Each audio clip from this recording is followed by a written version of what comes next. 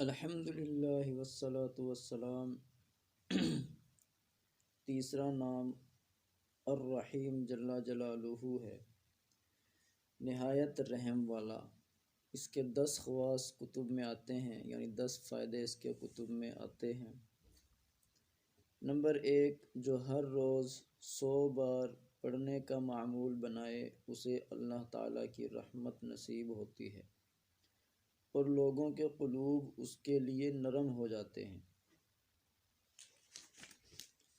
Number 2، جو اس اسم رحیم اس کا کثرت سے ورد کرتا ہے وہ مستجاب الدعوات بن جاتا ہے، یعنی اس کے دعائیں اللہ تعالیٰ رد نہیں کرتے، اس کی ہر دعا قبول ہو جاتی ہے اور زمانے کے مصائب سے محفوظ رہتا ہے۔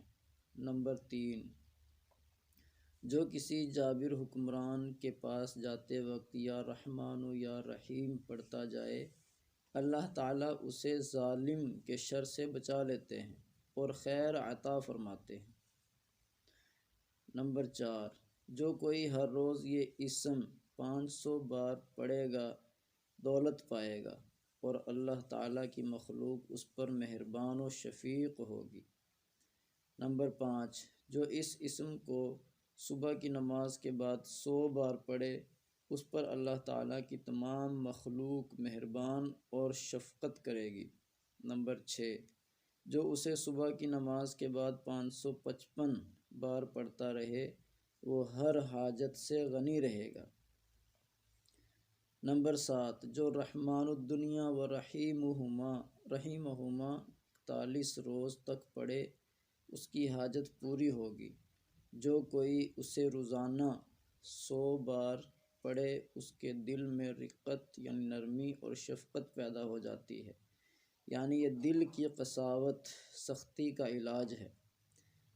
جس کسی کو کسی ناگوار کام کا اندیشہ ہو وہ الرحمن الرحیم کو کثرت سے پڑھے، انشاءاللہ محفوظ رہے گا۔